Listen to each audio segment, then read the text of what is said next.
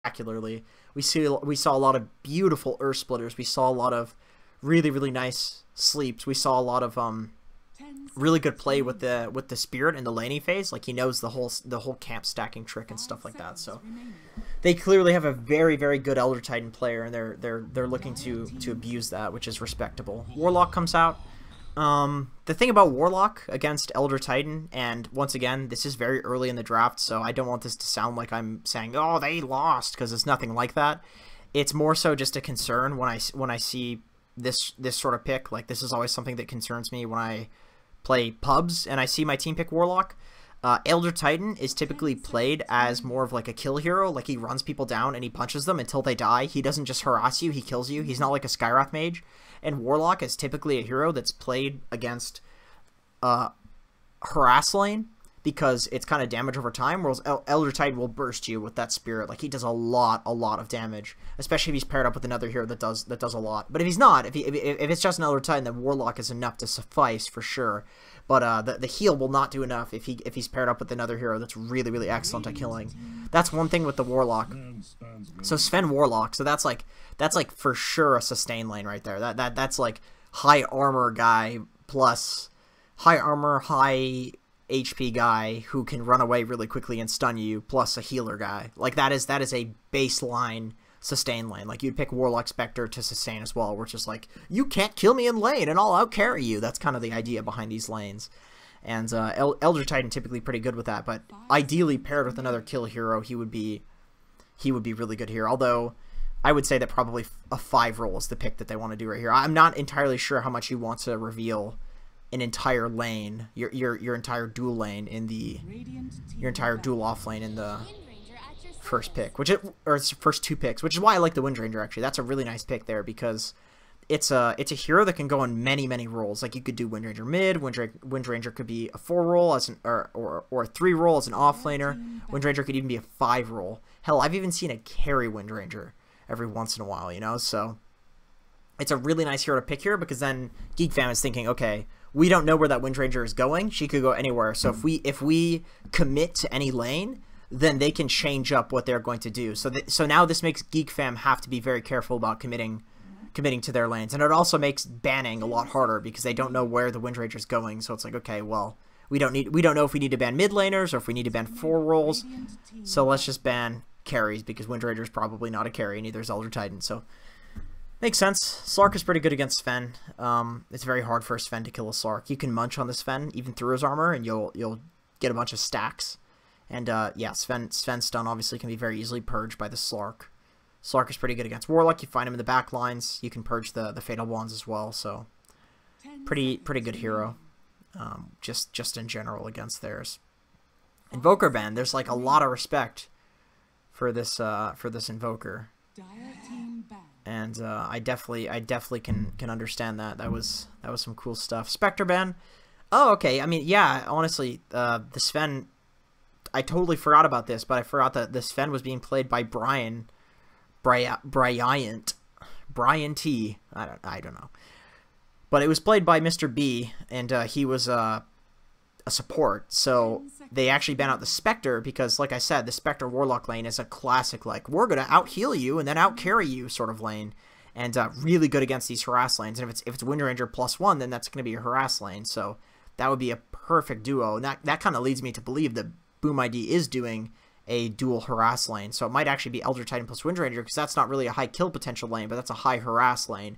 So they can just push you out and then deny everything, and then they're going to destroy you in the lane that way. And that's why they banned Spectre, because then Spectre could just get healed and sustain through that and then out carry you. So that kind of leads me to believe that Wind Ranger is being played in the off lane, and so is Elder Titan, just because these heroes are harass heroes. And they banned out the Spectre. So yeah, Sven, it's interesting when you have a team that can run Sven as both a carry and a support, that's like very clearly willing to do that.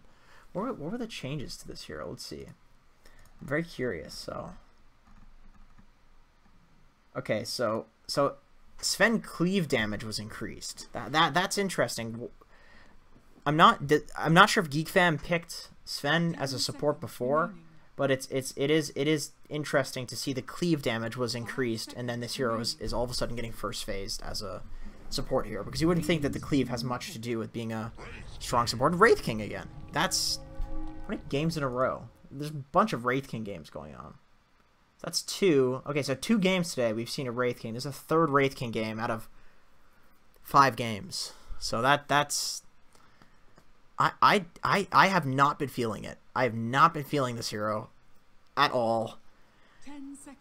And, I mean, I suppose with the Warlock, and you get the lifesteal on the Wraith King, it's fairly good because you can just sit there and, like, once again, out-sustain the harass. But I don't really care if there's a Wraith King against me and he's getting farm. It's like, okay, well, dude, you're Wraith King. You're not like a Spectre. Like, why? You know what I mean? So, that almost makes me think that maybe the Wraith King is being played in some sort of aggressive setup. Maybe like Wraith King Sven, or I mean double stun. I mean that's some weird stuff, but I don't know. We'll see, because I don't necessarily like this here as a carry against a duo harass lane like that. I'm not sure if he's really tanky enough. Okay, Nature's Prophet. Nature's Prophet. So that's Windranger Core or Windranger 5 or Nature's. These heroes could be in all sorts of roles. It's weird. I mean, with Eldritch Titan is almost certainly 4, right? Very, very rarely is that hero played in any other role. Which means it could be Nature's Prophet 5 and a Windranger as a 3, which is definitely something that happens.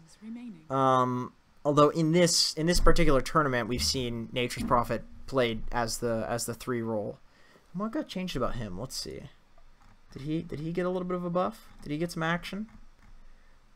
He has agi gain increase, so he's way more agi now. So from 1.9 to 2.4, so that's a pretty serious increase. That's 0.5 increase. So this hero is going to have 20% more agi, which is pretty damn good. 20% more armor, 20% more attack speed based on his agi, so that's pretty good. But yeah, I mean, I guess that would warrant him being picked more as a core, because obviously if you have more attack speed, you do higher attacks, and hey, if you're attacking a lot, well, may as well have items.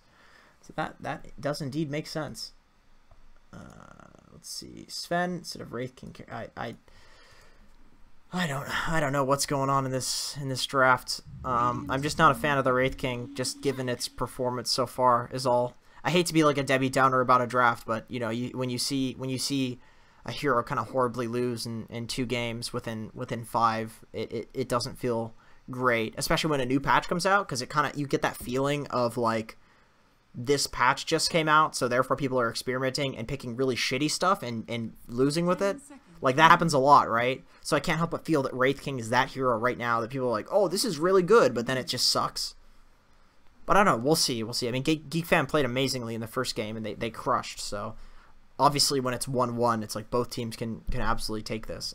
And there's very high skill stuff going on between both of these teams. A lot of the time, like, as a player in particular, I saw on Reddit, and people were complaining about, I think Rio Boris was like saying how, like, oh, I'm a top 50 player and stuff like that, and everybody hated him for it. And there's another guy that was doing it, Hachiko or something. People were casting the qualifiers and basically like shitting on players. That's definitely an impulse you get as a player. I gotta say, like, you 100% get that. If you feel like you're a competitive player, you kind of have this like impulse that, like, oh, I'm better than I know what I'm doing. Better than these guys. It's very easy to look at even like tier 1 games and then look at things because it's kind of in retrospect, right? Like, anything in retrospect is going to be 2020. It looks like it's very easy to look at a game with a godlike perspective, and after things happen say, oh, I should have done that, should have done this. But I can say, even with that in mind, as a player myself who feels, I mean, I don't necessarily feel that impulse, mostly because I'm not like a super confident ego guy. I'm more of like a bit of a sissy. But in any case, I want to get into the psychology here. Even with that being said, I feel like I've seen these players do enough high skill stuff that this series is actually a very tight series, and not because both teams suck. It's because both teams are actually really, really incredibly individually skilled. Like, I would wager, and I'm not sure, but I would wager that the majority of these players are like top 100 in SEA. Like, these players are really, really, really high skill. And so with that being said, if they're picking a Wraith King or something like that, then you know that there's going to be some thought behind it. You know that there's going to be some reasoning. behind it, and that they're very capable of doing any sort of like laning setup. Like for instance, they did the Clinks mid versus the Ember. If this was any sort of low skill game, which like I said, it feels tempting to say that always when you're watching in retrospect. Even as a spectator, it's like, oh, they should have done this, should have done that. But something like laning the Clinks versus an Ember, like that's a very heads up play. Like getting those lanes right, it just displays a thought process towards the game that is like very, very high level. Anyway, that's done with my fucking psychology rambling. Last pick, Bloodseeker. So that is we still don't necessarily know who the cores are, but it's probably I mean, Bloodseeker, Ember are obviously cores, and then it's between the Windranger and Nature's Prophet, probably. I really doubt that the Elder Titan isn't a 4 role. So Puck versus Ember. I believe that is Ember. That is typically considered to be Ember is a Puck counter, but I know. Oh, okay. Well, maybe not actually. So that is a Tinker mid, Puck's side lane, and then a Wraith King. So they might do a tri lane. They might do some sort of like Puck solo side lane, because I know Puck is typically not played as a dual side laner just because it needs a lot of experience. And yes, I intentionally said it there because Puck has no gender, but Puck is usually played as a side laner that gets solo XP because you need the solo XP. However, I do think that Puck has a lot of base damage and a lot of kill potential. If you laned it with like a Sven, it would probably be pretty good. And it is Mr. B, Ryan T on the Sven again, so it is a support Sven. Ollie on the Warlock, so it's obviously a support Warlock. Wraith can carry. And let's see, I don't remember the Boom ID names. Who was playing what before. I'm not super up to date on the SEA scene. I know the teams, but I don't know the individual player names, especially when they're using random names like this. Smells Like Teen Spirit. Hey, that's a good song. Let's see. Okay. So ET heading top. He picks up the Stout Shield. This is just a lot of the time ETs will play like this, where they just build tanky items and they just act as a meat shield for their dual laner. Oh, it's a Nature's Prophet. Okay, so it's a 5-roll Windranger. It's interesting. I can fuck with it. So March is sitting in the mid lane right now. The reason for that is very likely because they're looking to scout to see what the lanes are, and he's going to go to whichever lane is the most favorable to him. So he's going to sit in the mid lane because it's the closest lane to both. So he's sitting there waiting to see what the lanes... What are they talking about here? Minus 50. I don't know what they're talking about. What is ALR? Scammed, Raffle. Oh, there's some juicy drama, guys. I think somebody's gonna get kicked after this game. Yeah, March sitting on the mid lane. They're scouting to see what's going on in these lanes. They want to get the Puck not versus the Bloodseeker. I think they want the Puck to be. They want the Puck to be versus this dual lane right here. And it looks like with this tri-lane bot that's how it's going to be. Usually what happens here is they'll have 2 cores sitting in the mid lane. Like both side lane cores will sit in the mid lane so they can walk. Because if they don't walk to the lane, then the enemy team TPs, then they have to TP, and then all of a sudden the lanes are bad again, but they have no TPs available. So that's a really good play by March sitting in that mid lane. I know it's such like a small thing to look at and min-max on, but I swear to God, I played enough Brood to say that you can lose games by not getting those lanes right the first time and not doing that. And in this game, like, he does not want to be against a solo Bloodseeker because the solo Bloodseeker will crush him, which is why the solo Bloodseeker is heading top right now, because the Elder Titan is scouting that, and the Nature's Prophet is heading bot. So exactly what I was saying you guys are going to see here. So if this Puck goes to this lane, he has to TP or he has to walk, and it'll be interesting to see what Geek Fam does here, because the Bloodseeker, I think, should crush the solo Puck. So Sven is heading top. Okay. That's interesting. That's an interesting take on it. So Geek Fam, instead of rotating the Puck out, is just rotating somebody to make the Puck lane easier, because there's potentially kill potential there with the Sven. So that's an interesting play. And I really like this from Boom ID. They basically put the Elder Titan in the lane, so obviously he's getting hit right now, which kind of sucks, but as they're doing the lane rotation, they weren't losing any experience or last hits because the Elder Titan got them. So while you're doing these lane rotations, you want to have a support in the lane soaking. So that's a really nice play from these guys. Like I said in the draft, like, these guys are super high skill. Like, they're very, very good. I think most of these teams were in the close qualifiers for the SEA region, which makes sense. They are like the teams farthest up in this tournament. So they're actually tri-laning this. That is it's interesting to see tri-lanes nowadays, but it's a Bloodseeker, so I think they're okay with tri-laning a Bloodseeker. Because it's not like he needs levels or anything like that. He's perfectly fine with level 2. He'll kill everybody. Tinker versus Ember. I think that's fairly Tinker favored if I'm not... Oh, I didn't have Last Hits and Denies up. Yeah, Tinker favored. Definitely makes sense. There's going to be a lot of action on this top lane. So, look at this. This is exactly what I said. Warlock sits bot, gets XP, and then Wraith King literally waddles his ass top. He just walks top. Although the thing is, Puck TP's here, so what happens right now is Bloodseeker's about to TP here, and then Nature's Prophet just TP's top, and then all of a sudden the lanes are bad again. Like, I think Bloodseeker just goes bot. If I'm not mistaken, I'm pretty sure Bloodseeker just goes bot right now. Yeah, there he goes. Okay. So, yeah, this sucks for Geek Fam. This is Geek Fam losing the lanes that they want. Nature's Prophet just TP's top. And they might even go for a kill with that. Okay, they don't. They say fuck it. It's too risky. Yeah, this is the lane game. This is Boom ID winning the lane game. That's also a thing. Like when you're playing against Nature's Prophet, it's very hard to win the lane game because he can just TP and then use the teleport scroll to get back. So that TP issue is not an issue. So they rotate the Windranger bot. Puck cannot TP right now. Check this out. That's rough for him. Although he's kind of beating the ass of this Bloodseeker. So they move the whole tri lane down to this bot lane. But if it's tri v tri, I'm pretty sure... Okay, Warlock goes top. So because Wraith King's getting destroyed. So he has to go top. So look at this. You can see the Boom ID is winning the laning phase now because of these rotations. And if you could look at XP... I'll go to XP. I think the XP is probably going to look pretty nice for them too. Warlock going down, but he was up there because he was... Or sorry. Who was down here? Somebody was down here. I think Warlock was down here when he was... Anyway. In any case... The lanes have been played pretty efficiently at this point. It's a weird lane game that happens, but it's actually really, really important, especially in like competitive games. Sorry if the camera movement sucks, by the way, guys. I'm trying here. Mid lane, I don't think anybody dies in this lane. As you can see, Tinker's actually holding the points because he might go for the 2 points with Rocket if he can kill the Ember, especially if the shield wears out. But usually you want to commit to the March of the Machines because it's just way better for farming the Boots of Travel.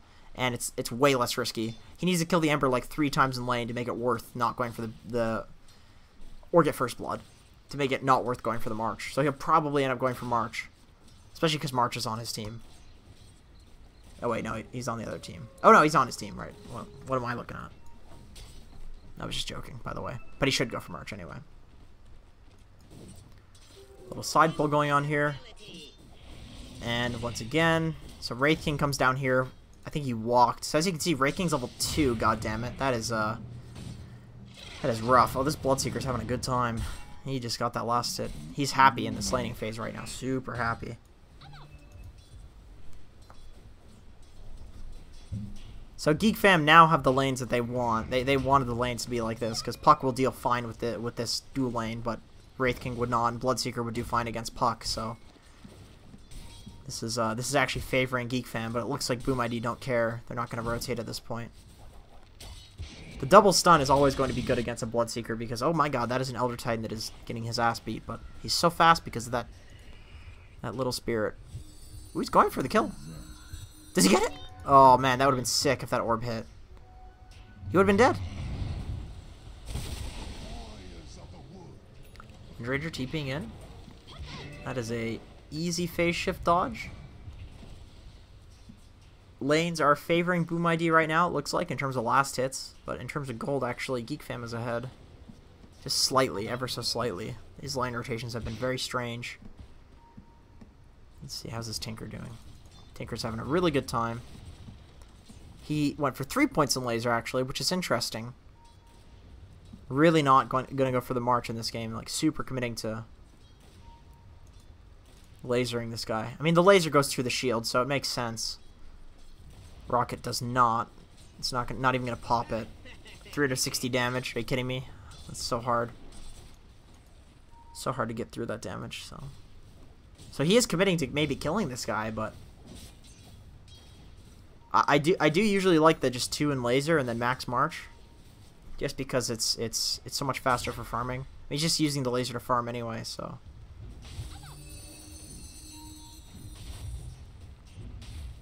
So Geek Fam is winning this, it looks like, now that they've got the lanes that they want. So you can kind of see why they played this weird laning game. Well, that's a double stun against Bloodseeker. That's exactly why they wanted to lane this against Bloodseeker. the way you beat Bloodseeker is by killing him. You do not lane a do not lane a harass lane against Bloodseeker, which is why they did not want the Puck versus the Bloodseeker. They wanted the kill lane versus Bloodseeker so they could kill him. And they did. They killed him. Alright. Although I didn't think this lane would be super good at killing him, but I guess it is quite a lot of damage between this Sven and Wraith King stun. And then look at this.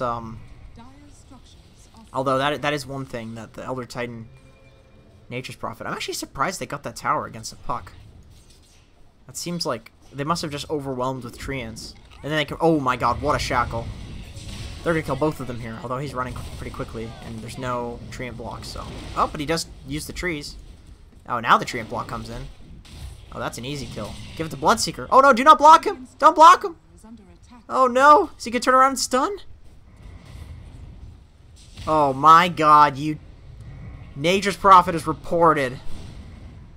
Oh my god, he died! The Elder Titan died! Oh my god, that was such a disaster. Oh, that could have been so good. Oh, so many passive-aggressive tips would come out here if it was a pub. They're gonna give the last hit to Bloodseeker. That's a nice play. So he can heal. Oh, he's killing the treants too. That's his way of saying sorry. The Nature's Prophet is saying sorry to the Bloodseeker. I'm sorry I body blocked you with those trees, and then secretly here he's just fucking lost-hitting these creeps. Little does the Bloodseeker know that he's getting free CS in this lane. Okay, let's see what's going on here. Ember Spirit, super low. Ticking down to the bottle. Oh, he went back! I don't know about that. Although I do, that's feeling pretty good. That felt pretty good. Nature's Prophet faking the TP. I don't think he could kill a Puck, man. That's a hard kill. You know, that's something that you never see abused, actually. Nature's Prophet filling bottles. How often do you see that being abused? I've actually never seen that before, other than right now. Not that it's like some godlike play, but that's definitely pretty efficient. He's gonna TP up there anyway. May as well fill the Ember's bottle. I mean, you can just TP straight from Fountain. That's pretty sick. You never see that. That's a very like rare thing. Windranger getting a D ward. That is pretty good because that ward scouting this area that they've secured kind of makes it so almost you haven't secured it, in the sense that like you can see everybody up here and you know that they're going to be occupying this area, so they can make movements on the other side of the map because this ward was here. So dewarding that is actually really nice. Makes the map a lot scarier because they have no tower here, but then it's also dark. So that's a pretty dank ass play. Oh man, this Sven support. I mean, the mana cost did get reduced on the Stormhammer. That's pretty cool. I can kind of understand it, you know. It's an undispellable stun, lasts for 2 seconds, 325 damage, is a lot of damage. Puck farming pretty happily against this Nature's Prophet. That's the one thing about Puck, is that you can go to the dead lane and be totally happy with it. And look at this ward. This is a really nice ward placement, scouting the Tinker, but he knows he's out of there. He is close to travels. This is a very, very farm Tinker, guys. And I do not think that they actually have a way to deal with Tinker. I know Mott hates this hero, but I do feel like in this game, it's just the Ember Spirit really that quote-unquote deals with the Tinker, but that is a Ruptured Wraith King. He has wand charges, though. He can just respawn. He can just respawn, unless he doesn't press his wand, then he can't. Well, I don't know if that was intentional, and he just didn't want to use the ulti because he was going to die anyway.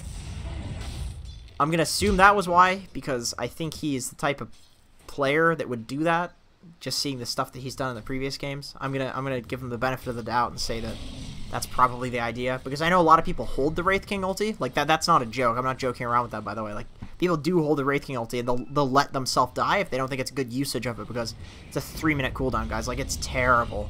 So now he can go here and fight because he has the ulti, so that makes a lot of sense to me. He's playing very aggressively right now. That's exactly why he held the ulti, so he could defend this tower. So that makes sense. I can respect that.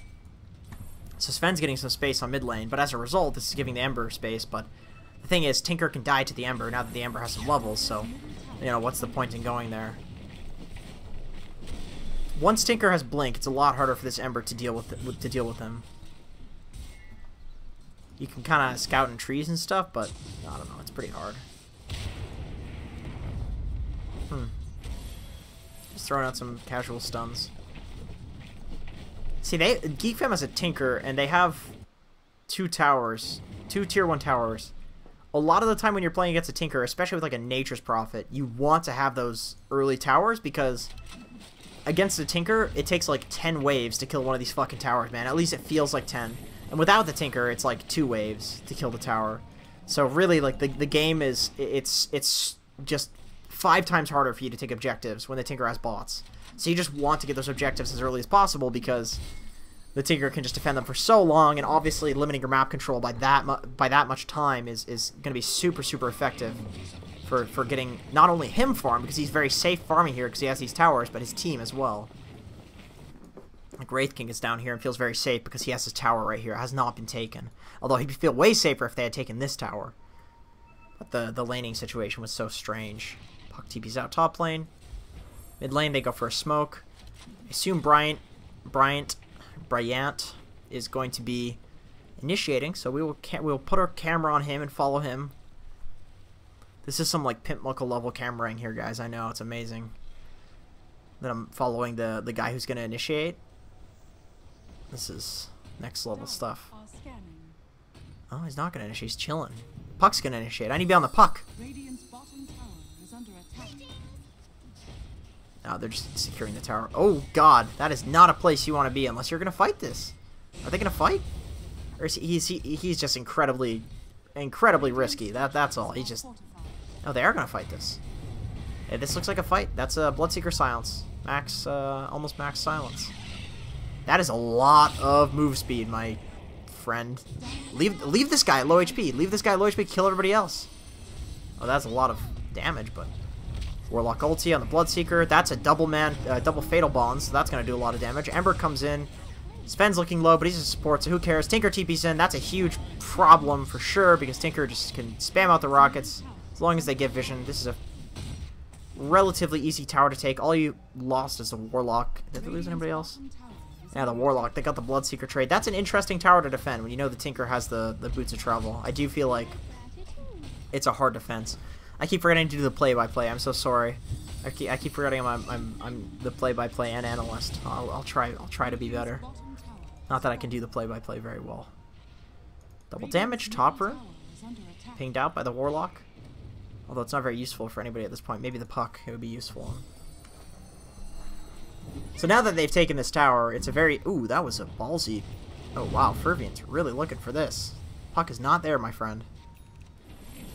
Tinker can just secure this lane now, this dead lane. It's very, very easy for him to just go up here, and he'll be fairly safe to push this out. So his whole team can occupy this bottom area. This is a really, really effective way to play the map. Although, does this guy have Orchid on Nature's Prophet? He does indeed have Orchid. That is actually a dead Tinker because there's a Bloodseeker there as well. Although, can he TP out?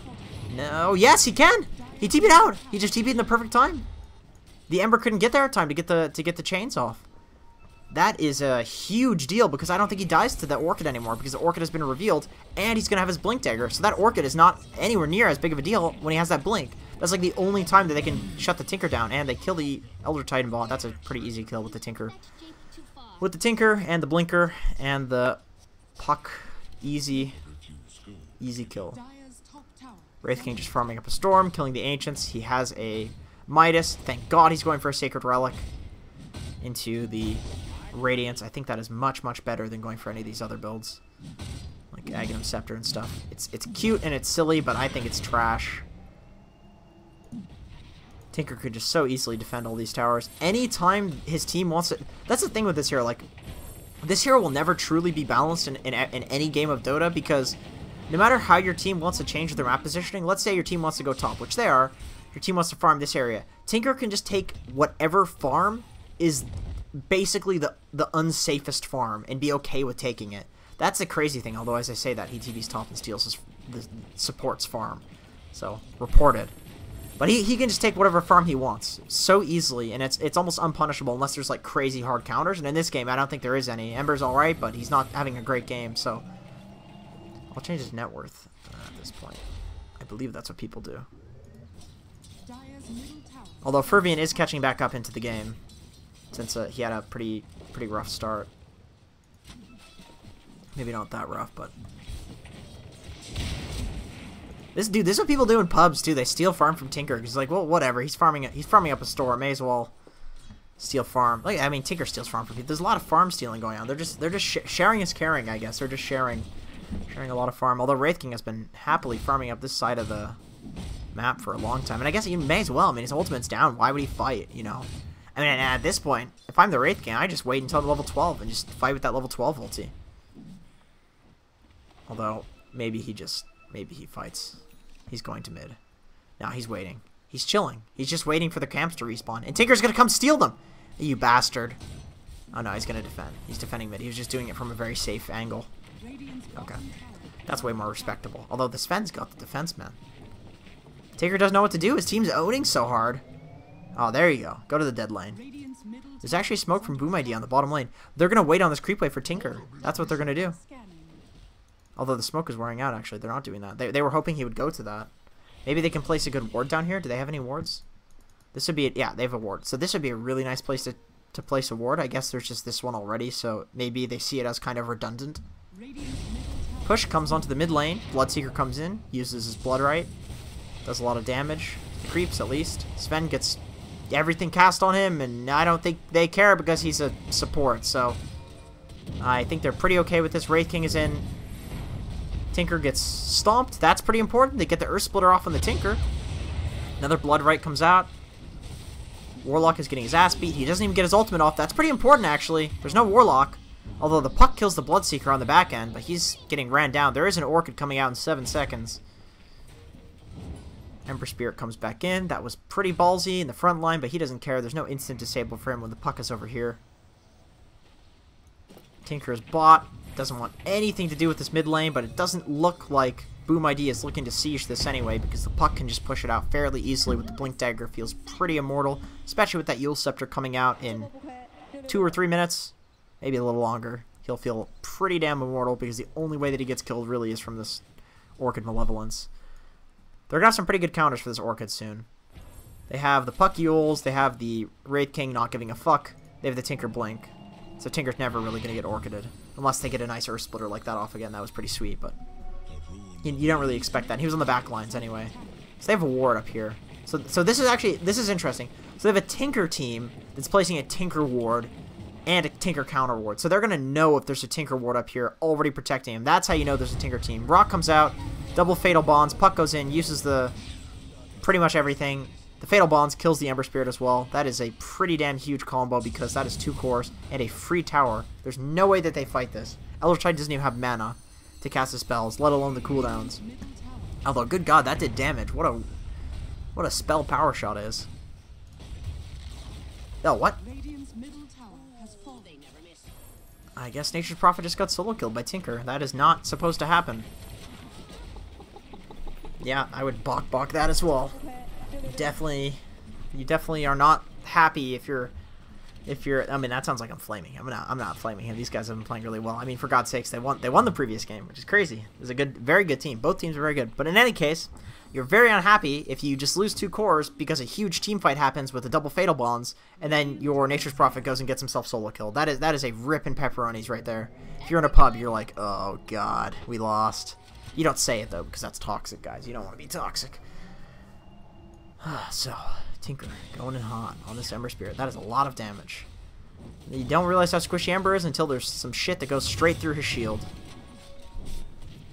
And now they know that there's Tinker wards there, so they ping... Well, the anti-Tinker team realizes that there's Tinker wards there. Oh, actually, interestingly enough, the Wind Charger pings here, so they think the ward is right here, so they're going to de-ward that spot. The courier is actually coming out. Let's watch as he de-wards the incorrect spot, because it's so next level to put Tinker wards as a Tinker team. Okay, let's watch. No. We're not going to say anything. We're just going to watch. Ooh. Ooh. No. That doesn't feel good. That's not the spot. That doesn't feel good in that spot. Okay. We watch that. That sounds like I have something against Wind Ranger. I do not. This guy's a excellent player. It's just funny because, like, why would you expect this, right? Why would you expect this? That's so next level to be a Tinker team and place that. So many people died to Tinker wards, and they're just like, fuck it, we'll place our own. He's never dying to these wards. And this is the dead lane, so this is such a good lane to place that. Like, this is such a good Tinker team. And that puck is dead because there's no Yule Scepter. Okay. Sven farming up a storm in the jungle, though. Actually, he doesn't finish the camp. He's so scared. He's like, oh, my puck is dead. She's my bodyguard. Oh shit, I gendered puck. Whoops. Tinker TP's in. Oh yeah, I would voice spam for sure too if I was dead.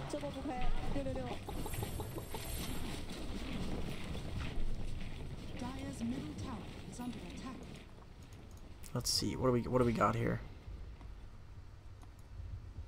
200 health talent instead of the movement speed. Trying to be tanky first team. Although the issue with tanking against a warlock is that if you get fatal bonds to your team and you're a very tanky guy, it's like, well, you're killing everybody. So that is one issue indeed. But the movement speed is really just good for the astral spirit. I definitely think the movement speed is good actually. The movement speed is definitely good. Ember Spirit finally has his Maelstrom, so he's definitely catching back up in farm, although maybe not looking too good, but in line with kind of the puck Bloodseeker. And then you have like the Tinker who's just miles ahead of everybody. Good God, he's almost got a sheep stick. I didn't say sheep dick, I said, or sheep stick, I said sheep, you know what I'm saying. He's almost got this item. This is a good item on Tinker. Bloodseeker's going for him. I don't even think that if he gets that blood right off, anything happens there. It's very, very hard to solo kill Tinker without some sort of stun on your hero. Bloodseeker just can't reasonably accomplish it unless like some crazy blade mail happens. Does that purge? Did he purge it? Oh no, it doesn't purge yet. Although that Winter just dead. It doesn't matter. Where did he blink to? He blinked out. Wraith King just face pushing the bottom lane. They have a Radiance on Wraith King, so this is like a really, really excellent timing to just go for a push. I love that you can Tinker TV to these Wraith King skeletons. I think that's really good. And you can tank in the front lines for the Tinker.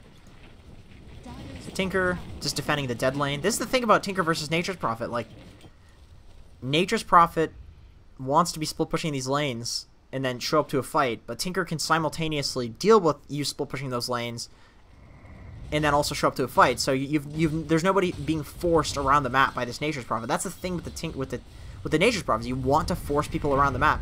But Tinker does not give a fuck if you're pushing things into his tower and giving him free farm. You're not forcing him around the map because he wants to TP around the map anyway. He's perfectly okay doing that. You can do it on like a 0.75 second cooldown, although I do like this play, going in and trying to sneak Roche, but they know what's happening. Sven is ulti. He's running right in. Oh my god, if he can get a stun off, that is a 3-man stun. Tinker has rockets. That is a lot of damage. That's a 3-man coil. Bloodright comes out. Pretty good Bloodright. Hits only one, though. Tinker is maybe going to kill the Ember Spirit. Okay, so they did get the Aegis on the Ember Spirit. They only traded the Wind Ranger despite the fight going so well for the Dire. That's interesting. It just, I mean, I guess that's just what happens sometimes. People get away at like really low HP just because they showed up a little bit too late. They noticed a little bit too late, but obviously Boom ID traded a lot for that. They traded, I believe they traded this tier 2. Am I wrong about that? They traded the tier 2. The Wraith King took the tier 2. And they traded the Wind Ranger. And now they're positioned on the top lane to push this lane. So this is like a pretty standard way to play Dota. Basically, you take the towers that are easiest to take first.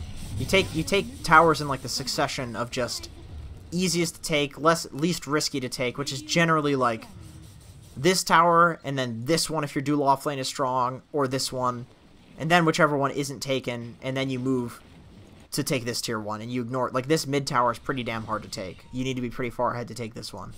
Are they going to try to kill this Wraith King? Or, I mean, I don't know if they kill this Wraith King. His team's going to get there in time. I really feel like this... They have a Tinker, right? Oh, he just blinks out. Okay, they have a Rock as well. I don't think that goes well, even if they get him there. Because they're fighting into a Rock, and presumably... Okay, Puck can TP, too. Tinker can obviously TP. That's pretty ballsy, but... I guess that they're 10k deficit, so they probably want... They're going to need to fight at some point, so they may as well take one like that, where they see the Wraith King is, like, out of position a little bit. So I can understand that, but... They definitely have to be a little bit careful. Tinker could so easily defend these towers with this Aether Lens.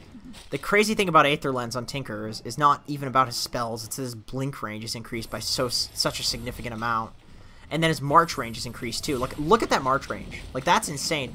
And what you want to do is you want to blink march, right? So it's like Aether Lens kind of works double on Tinker because you get the Aether Lens increase on the blink, so you can blink farther to march, but then you can march from farther away. So it's like you're doubly as safe. Basically, when you get the Aether Lens, you have 500 extra range between you and them on Tinker.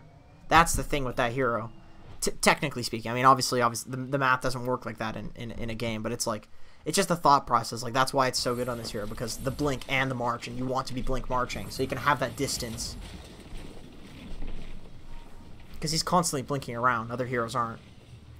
So it's like, who cares if it increases the blink range, really? But on Tinker, it's a big deal.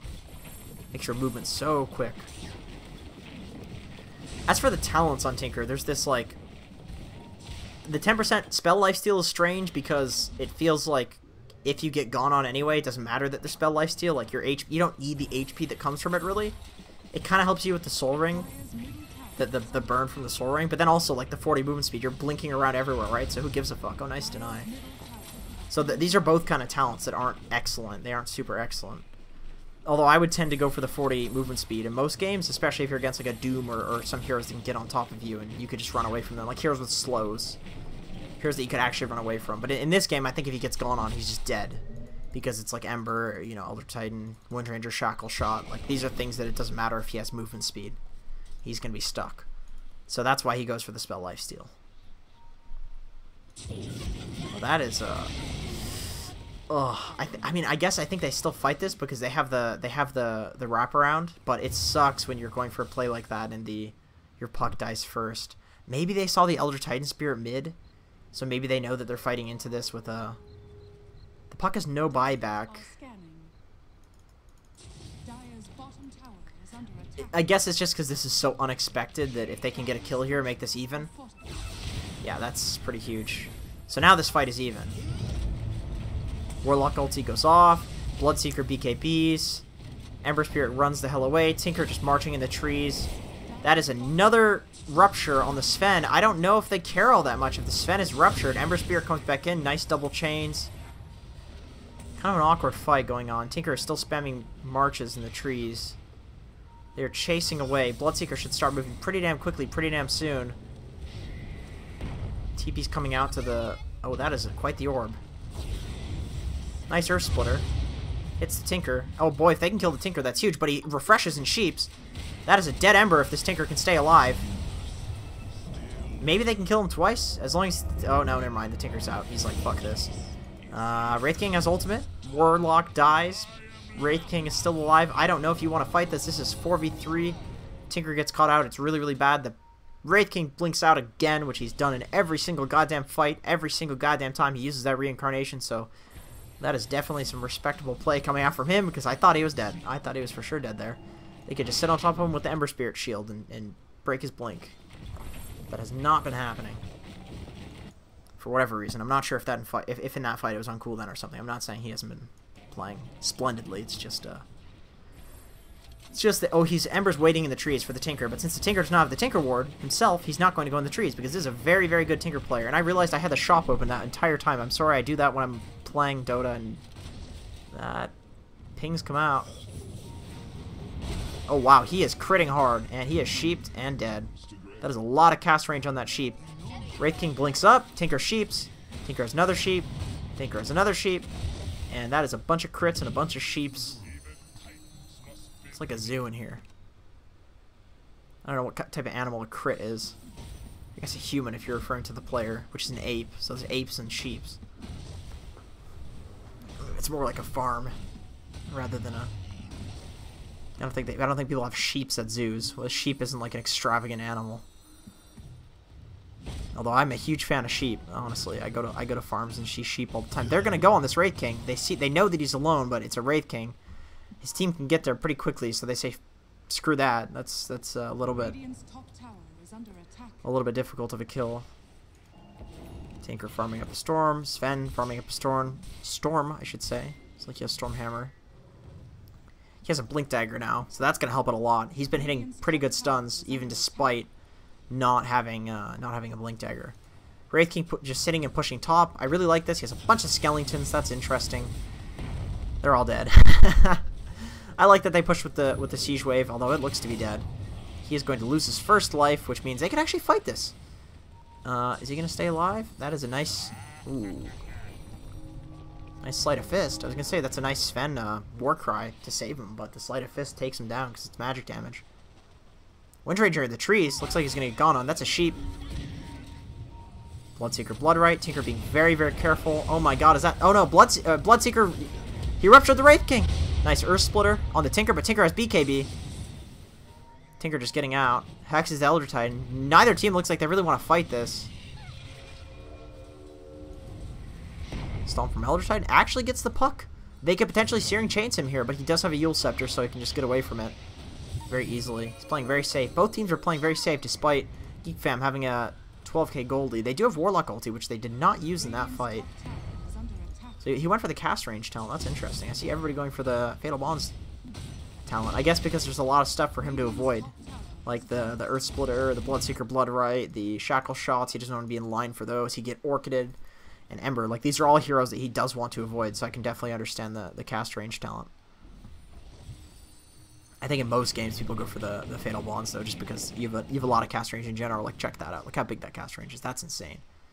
Right, these all have pretty huge cast ranges. And Shadow Ward's usually cast on your team because the heal obviously is better than damage because the damage is mitigated by the 25% magic resist, whereas the heal heals for the full amount. So the healing is actually better. Once again, this Wraith King positioning super far up, completely on his own, and the enemy team is not sure if they want to go on him, even though he's like completely out of position, but he's just a Wraith King, so it doesn't matter. I love the way this guy's playing Wraith King, actually. Like, this is super space creating right now. I'm making a video about space creating, and I may actually use this replay as a source for creating space. Like, this guy is absolutely making space in this game. Look at this guy. He's completely on his own. He's got massive balls. Massive balls because he knows that his whole team can get there by the time he gets gone on. Because they have Boots of Travel on Puck. They have Boots of Travel on Tinker. I'm sure Sven can get there somehow. He's got drums. Warlock's not going to get there. Let's be real. Look at his items. He has nothing. He's poor. He's destitute in this game. Look that one up, guys. I looked that one up. I was on a vocabulary app. I saw that one on a vocabulary app a couple days ago. Destitute. It's a good word. Completely destitute on this Warlock. It means very poor. Very, very poor. On the streets. Like, the kind of that. You're welcome. Vocabulary lesson. From me to you. I got it from a YouTube video, though, so... Really, it's just hearsay. Maybe it means something else. Maybe it's a very racist word, teaching you guys all that. But in any case, that's a Tinker Arcane Rune. He even puts the bottle into his inventory for that. Presumably he's going to use this to arcane his BKB. Oh, no, never mind. He wants to use the... Oh, he switches into the Soul Ring. I was thinking maybe he would... Okay, so he's just going to use it for kind of efficiency on the map. I can fuck with... I can fuck with that. Once again, Wraith King playing completely on his own because it completely opens up the map for his team. Like, look at the net worth lead. Although, wait, let's see the gold chart, actually. I'm going to put my camera on this guy. Where's the gold chart at? How do I see this, dude? Hello? I don't want to press any of the function keys because I don't know what they do, and I don't know if anything, like, disconnects me from the game or anything. So we'll just not go to the... Wait, do I press this? Oh, God. I'm such an amateur. I guess we're not going to see the gold graph. But I'm pretty sure that the Dire has been steadily gaining a gold lead. Because this guy right here is a god and plays with massive cojones. Or kahunas, whatever Mott usually corrects me on. I'm not sure which one it is. That was a genuine mispronunciation. That was not to troll. I actually don't know which word it is. It's like a Hawaiian word or something. So they see the Bloodseeker. Somehow. Where's the ward? They just know that he's there. Okay, instant BKB. Really beautiful BKB from him. Very quick. They're fighting onto the shrine. That's pretty questionable. Although Sven really cleaves the hell out of that Elder Titan. I didn't expect that Sven to do anywhere near that amount of damage. Coil out on the Nature's Prophet. Sheep is out on him too. He's going to have a double Sheep coming in soon. And there's no team anywhere nearby to help him, so he is guaranteed dead. That's 70 seconds that he is dead with no buyback. And they can take both of these tier 2s in that time, presumably. Or a Roshan, actually. What am I thinking? Definitely take Roshan. This is a team where you're not great at taking Roshan, and you can definitely take advantage of the fact that it's very hard for them to fight without the Nature's Prophet for 55 seconds. And with Bloodseeker, it's actually pretty easy to defend Rosh, especially with Ember Spirit Bloodseeker. But it's hard without a Nature's Prophet. And yet, it looks like they're kind of positioning to maybe go do it. maybe potentially go for a steals for being a god. That blinks out. Wraith King. Dude, once again, I love the balls that this guy's playing with. Okay, they killed a Wind Ranger. That was a vaporization that occurred right there. Wind Ranger vapes. Gotta say, the Sven set looks cool. I see why they keep picking this guy Sven. I would be picking him Sven too if my team had a Sven that looked this cool. Elder Titan, also a hero that I didn't mention. It's very hard to fight into at the Roche pit. They're doing a very good job at chipping away and defending this. Although that is a sheep out on the... I don't know what hero that is because it's sheep. That is a Bloodseeker. That's really bad. That's a really strong hero. Oh, and another sheep comes out on Elder Titan. Do they kill him? Yes, they absolutely do. He is blown up. There's an Ember Spirit on the high ground. Can they get him? Probably not, but it doesn't matter because your whole team is dead. Bloodseeker buys back. Tinker goes to the bottom lane to deal with this Nature's Prophet. He's perfectly happy to do this, and he can get to the fight as well. Although, as I say that, Wraith King actually ends up dying. He gets ruptured, so that's a little bit rough right there. Although he does have an Aghanim Scepter, so if he dies again, he's going to be perfectly fine. But just disabling the Aghanim Scepter, does that work? Nature's Prophet goes in, uses the Nullifier, ends up dying for it. Although, actually, I say that, oh, he gets beaten to hell by the, although on the back line, Puck gets killed by the Ember Spirit, but he's trading his life for it, it looks like. That's a Puck dead. Or, wait a minute. Ember Spirit dead, I should say. Not a Puck. Puck is dead as well, though. Double D ward. Happens. Happens to the best of us. They're still struggling at taking this. Wind Ranger takes the invis. Really wanted that rune.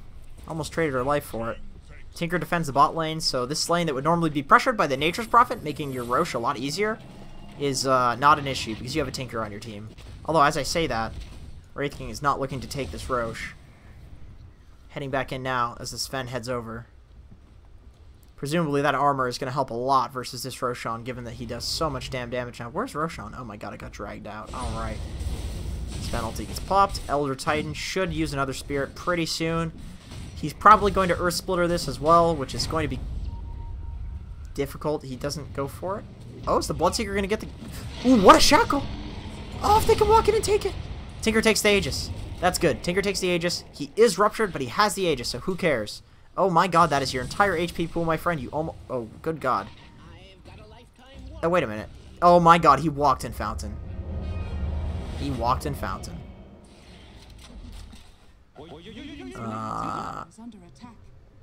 Bit of a waste of an Aegis. I gotta say, you're pretty unhappy with that in some respects if you are the Dire. Although they did acquire a 20k gold lead during that time, and that is now a 21k gold lead. And more map control. And more levels. This Wraith King actually has 26,000 net worth. What the fuck? That's a lot of net worth, boys. Almost level 25? What's his level 25 talents? Reincarnation, cast Wraith, Fire Blast. What? Why? That's such a ridiculous talent. That's so ridiculous, but it's so good, actually. Picks up the heart. So he's just looking to be the frontline tank because he realizes, hey guys, that Tinker does all the damage necessary. Jesus Christ, he's going to fight 3 heroes all at once. He does not care. This is absolutely, right now, 40 minutes into the game, space creation. He just wasted Rupture. Entire enemy team revealed themselves. This lets the Puck farm bottom lane. This lets the Warlock and the Sven run around, do whatever they want. Place this ward because he was acting ballsy as hell in this top lane. I really love how this Wraith King is playing. Honestly, commends to this guy. He's like the MVP of this game. I know Chuan is playing really good on the Tinker. Really well, I should say. I'm trying to be correct with grammar, but this Wraith King is absolutely playing amazingly. And it looks like he's playing like a bit of a... What's the word? Troglodyte? Is that the word that they use in NA Dota when they're insulting somebody's intelligence? He's acting like a bit of a dumbass, walking into these lanes, playing with like massive balls. But believe me, this is actually completely intentional. This is 100% good, excellent play from him. And now that he's level 25, they have acquired a 23k gold lead as Assault Cuirass and a heart. They're happy to slow siege this. He's actually just running in. The Tinker gets ruptured. Oh my god. The air splitter right on top of him. He's dead. I think the Tinker dies here. Oh, but there's a Wraith King. The Wraith King ulti. Oh my god, the Aghanim Scepter. The Bloodseeker's dead in 100 seconds. No buyback. The Tinker is still alive. He does have buyback. Will he buy back? can his team fight this without him? I think he buys back here. Although it is dangerous, because if he does buy back, then you're... Yeah, I mean, it's... They don't necessarily know if the Bloodseeker has buyback right now. I understand this. Although the Nature's Prophet is on the back line. Do they have any way to stop this TP? No, it looks like they do not, unless they had Rock, which they don't. They're going for this. That is interesting, because I don't know if they know the Bloodseeker does not have buyback. Because I think if they did know he did not have buyback, they would buy back the Tinker immediately and fight. Oh man, they're actually just taking these fights. The Nature's Prophet has no buyback either. Okay, Wraith King is just beating the shit out of everybody. My god. What a man. Tinker does have buyback. They land a shackle on the Sven, but I don't know if that does anything. He's just, I mean, what can you do at this point? You can do that. You can use the fortification. This Wraith King is literally just going to sit, bodying himself between his team and the enemy team, and he's harding up. Like his health is actually going up in this time. Although that shackle changes things a little bit, but I mean, what's the point? What's the point in even doing this though? I feel like he just walks away and anyway. Okay, he just got stunned. Okay. That was interesting. He almost died because of the Wraith King stun. That's funny. He almost ate shit because he was going on the Wraith King. The thing is, it's so interesting with this hero because there's already such a no incentive to kill him at all because his ultimate is on such a low cooldown at max level. But then you have this Wraith Fire Blast stuff as well, and all of a sudden, like, killing him is actually so bad for you. But when he's sitting there hitting you for 209 plus 65 damage on top of the Assault Cuirass minusing their armor by 5, that's it's a tough call. I'm still not sure if I like the Aghanim Scepter. I think it's a lot better when you're level 25 because you get the double reincarnation Wraith Fire Blast, which is kind of cool. Ember Spirit? Wraith King playing so aggressively. He thought that he went back, but Ember's actually also playing aggressively himself, which is interesting. He's against a Tinker. So there's the Tinker ward. Well, Ember's got to be real careful. Tinker is going for it. He tried. It's a nice try. Because a lot of Embers would go in there and try to TP out after doing that. But Ember actually went over here, kind of next level did a little bit. He's like, okay, Tinker, well, he's going to blink to here, so played it very, very safe. Nature's Prophet also playing it very safe in this lane, not even showing on the creep wave because he's so scared of the Tinker. I like this play. This is actually something really good you can do on Nature's Prophet because he still wants to get the experience from killing this creep wave, right? Because he needs levels. He's a carry. But if he shows on this creep wave, Tinker just TPs to this next one and kills him on this one. So, although I say that and he shows, but I assume it's going to be very brief. And possibly only because, well, his team is here. But then also because there's no other wave coming in. But now he's going to be careful because Tinker could have TP'd to this one. Although he sees the March mid. But it's interesting to see a good Nature's Prophet player playing against a Tinker because it is a tough matchup. Like, once again, he goes back to the pushing with Treants because it's so dangerous to push with his hero against the Tinker. As I say that, they actually move up. That is a dead Windranger. Good God, that is not a place to be standing. He walked right into them. Bloodseeker, I believe, got a heart. It's definitely good against this lineup. There's a lot of, like, cleave stuff going out. A lot of like, AoE damage, like the Radiance, the Puck, the Warlock, even the Fatal Bonds. Like, there's a lot of stuff that you can reflect with the Blade Mail, and getting the heart just gives you that much more HP to reflect. So taking it kind of slow here. Fervian playing in the trees. This Wraith King. He's tried so many times to go on this Wraith King. He's learned his lesson at this point. He's like, screw this guy, man. He's completely on his own, too. Completely on his own. Like, in most games, this would be so bad, but given the heroes that are on his team, they can get right to him, and given how strong he is and how hard he is to kill, this is exactly what he wants to be doing. It completely limits the map for the enemy team. And he's playing with such balls. It's got to be so frustrating to play against because you know there's just this guy running down your lane that's completely immortal. So what do? Do you go to the lane where his team is or the lane where he is? Like, what choice do you have? Or the lane that's between both of them where they could all show up on top of a Tinker Hex? going for Dagon now, too. That's always like a late game Tinker thing, is you go for the Dagon just because you can kill somebody from full HP because you have the Hex, but then you have the damage with the Dagon and the Hex, and he TPs onto the Wraith King, actually. They look to be going in the mid lane. Is that an Illusion Rune? I think that's an Illusion Rune. Yeah. Well, I wonder what Wraith King goes for next. Maybe he gets like a Nullifier. Oh, that's a dead Windranger again. That guy is in the wrong place at the wrong time. Or the right place at the right time if you're the Wraith King. He's got a Moon Shard. I guess that answers my question of what he goes after he has all these items.